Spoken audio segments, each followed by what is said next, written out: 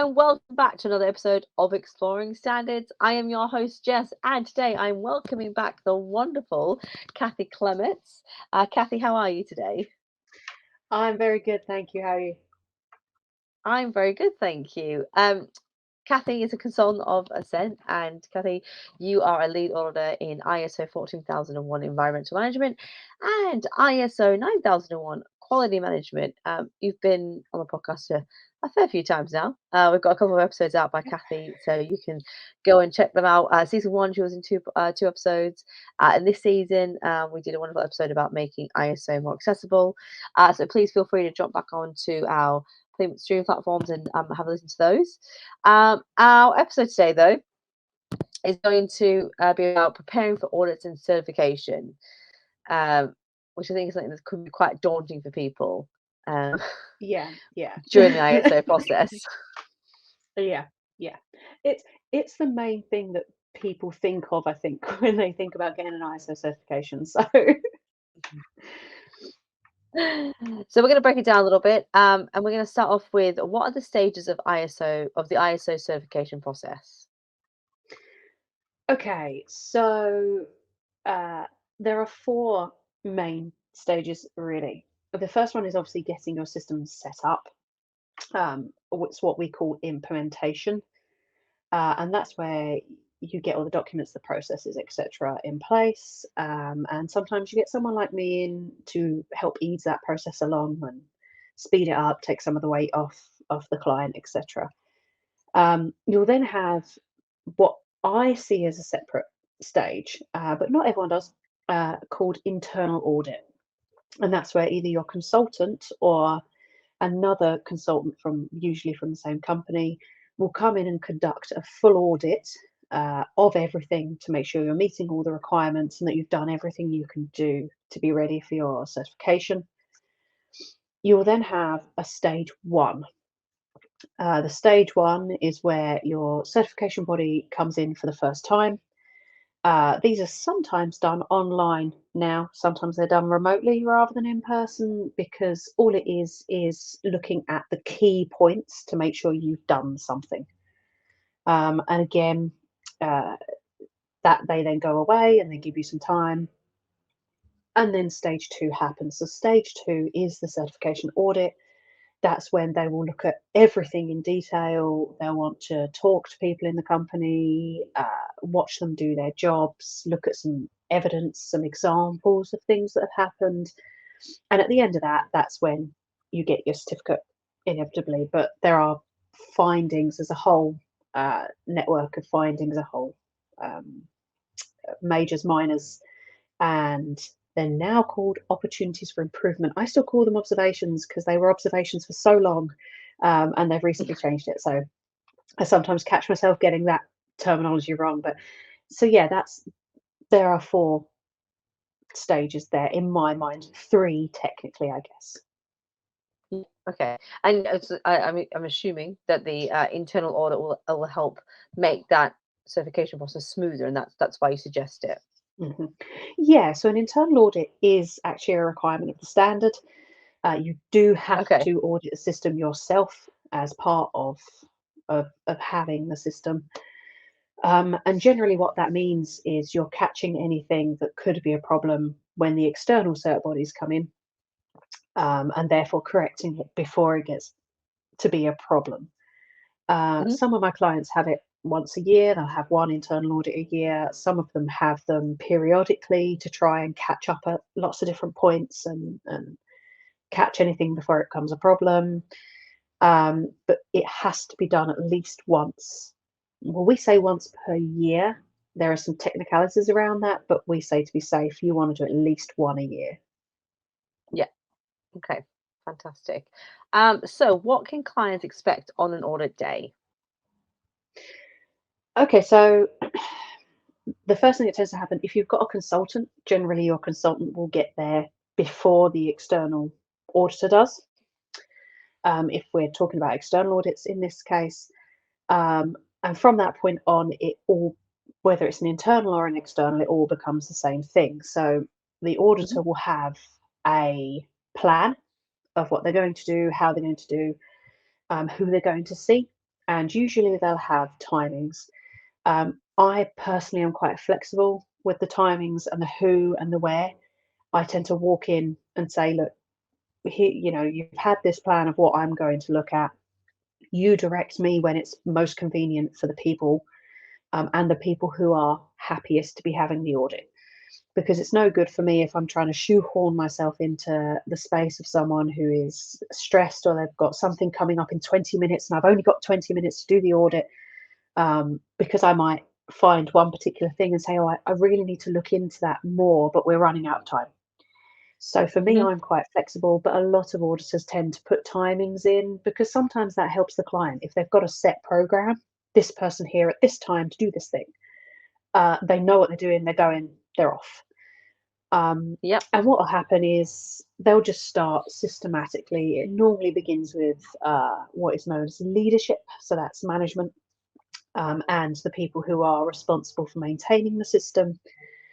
And then they'll move on to the other, you know, departments, sections, operations, whatever is logical for the Hmm. client. And what they'll do is they'll look at any paperwork that's related to it, so documented things like process maps or registers, or the paperwork that you use to do your job. If you're a manufacturer, you'll have production paperwork, so you'll have a material order sheet, you'll have a production checklist, you'll have date stamps, and they'll look to make sure that all the things that are necessary are on there and that they're being done Hmm. consistently. Yep. Generally, it's known as the rule of three or 10%. Three items, compare those three, make sure they're all the same and they're all doing what they should be doing, or 10% of the whole package, and make sure those in that 10% match up. And that's why it's a sampling exercise, because throughout the day, I could say, oh, show me job number WO942. And I'll look at that for a gathering of requirements. So we start with the inquiry process. Lovely. I see that. 942. Good. Right. And then I'll go to production and I'll say, oh, do you know what? Earlier I was looking at WO942. Have you got the paperwork for that? Fantastic. Let's make sure you've got the inquiry paperwork that you need in the package. Brilliant. Okay. And then I'll go to release of products and I'll say, oh, you've got a delivery for WO942. Can I see your paperwork that goes with it to make sure it matches up with the other two? Hmm. 9 times out of 10, absolutely matches up because it has to, or it wouldn't work.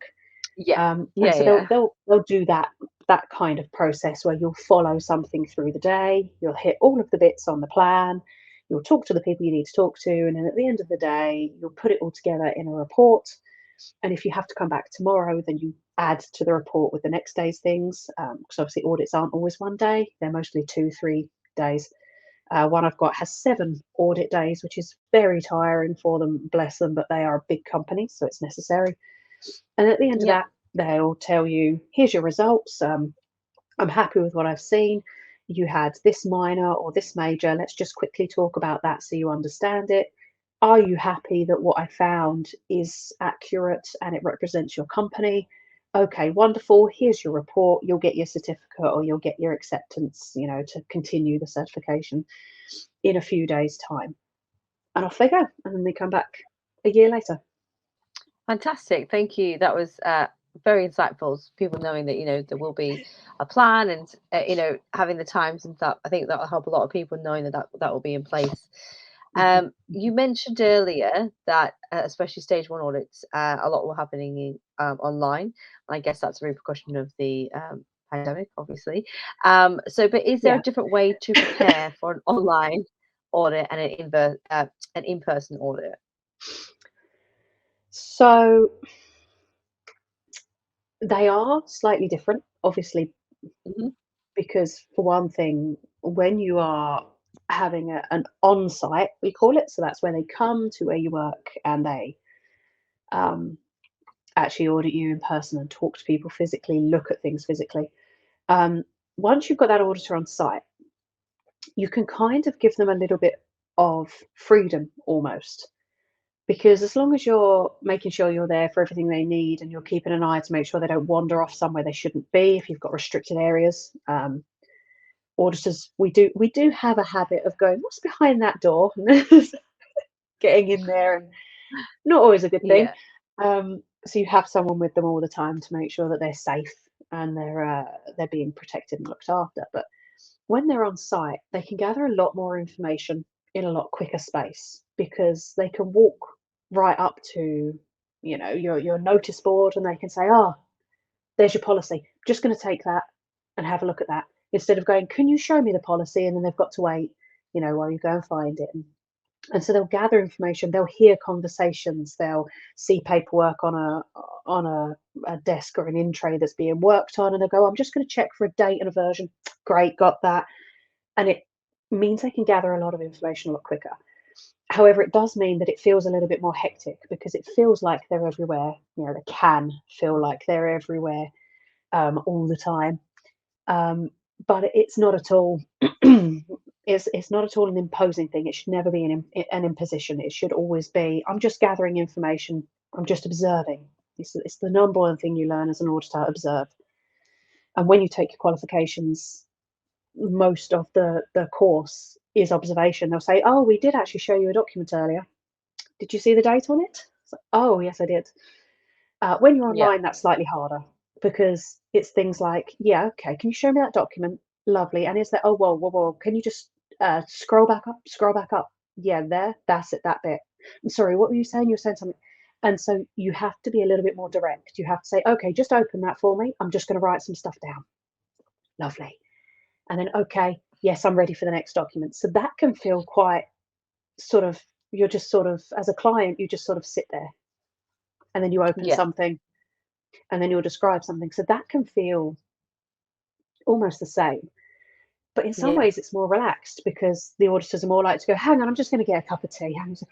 And they'll disappear, or, "Oh, I've just got to go and let the postman in. Give me 2 seconds." And it feels a little bit less regimented. Yeah. But they both have their values, and we all have certain preferences, and clients will have certain preferences.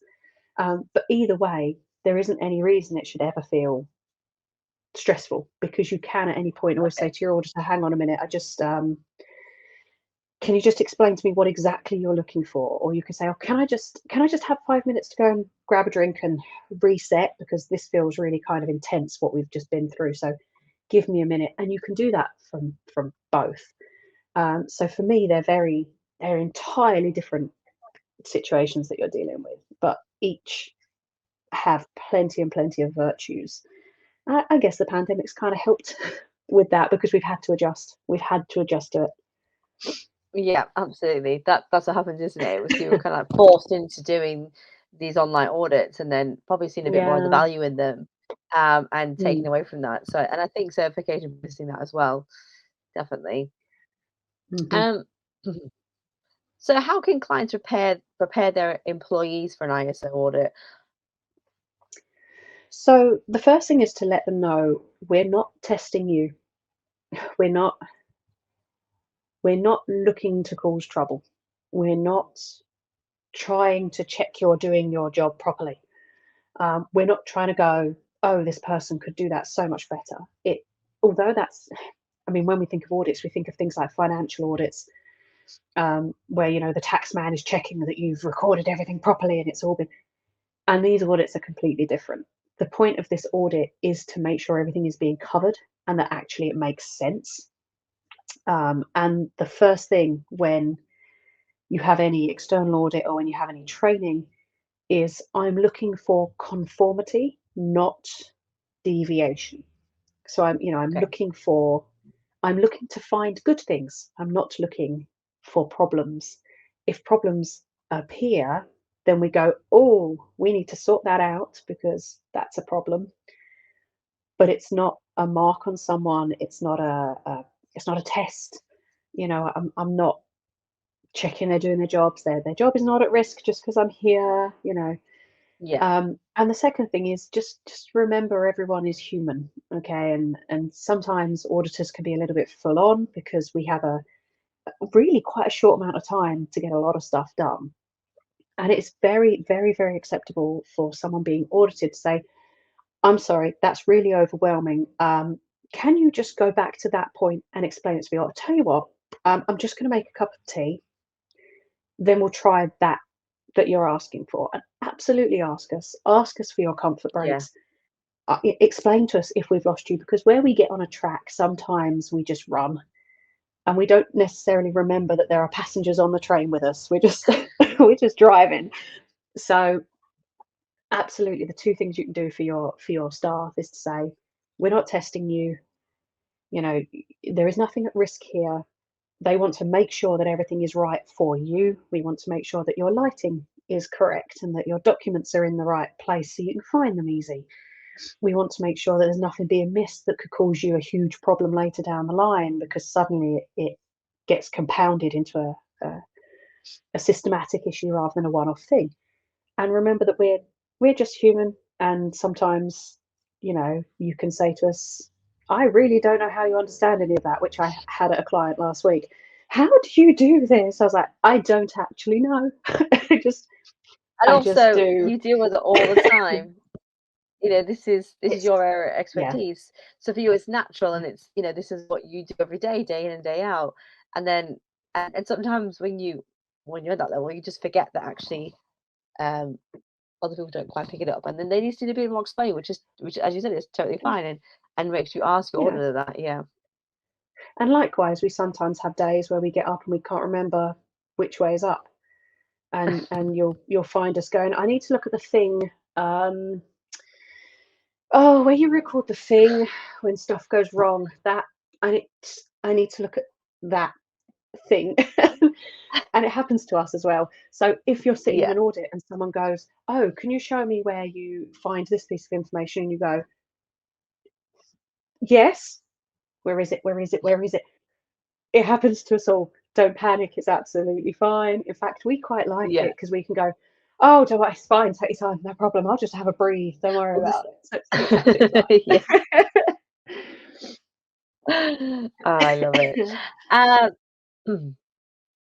So finally, any top tips for clients preparing for an audit? First things first, make sure you know where everything is, because it's just so much easier for you. It's so much less stressful. You can write this stuff down. Give yourself a checklist. Oh, if they ask for the policy, it's in that folder on that drive. Oh, if they ask for this, it's there.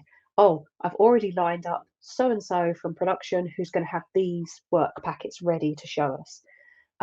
Get stuff ready in advance. That's absolutely fine. We're not going to be upset about that. In fact, it proves to us you're taking it seriously because you've made sure you've got everything ready before you can get there. Takes the pressure off you, because if you like, if you get your documents all in one place, you can just hand them to us and go, I'm just going to go and take a meeting now. I'll be right back. And that's absolutely fine, because we'll go, okay, I'll work through your documents. Put me with someone who's able to answer questions, do what you need to do. At the end of the day, you're trying to run a company. We get that. And the second thing is to remember it's not the end of the world, and remind all your staff periodically throughout the day, don't worry about it. It doesn't matter. It doesn't matter. Okay, we got a minor non-conformance because that thing didn't have a date on it. Okay, well then we make sure it's got dates on. We'll put a date on it and we'll send it to the auditor and they can see that we've done it. Wonderful. Yeah.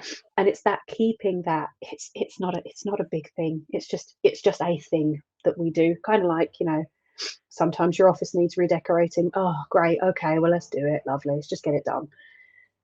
And Yeah. it doesn't need to be anything more than that. It's one small part of a huge business. Brilliant. Thank you so much, Kathy. Those tips are fantastic. And you said, just take the pressure off. Everyone's human. Let's not stress about this.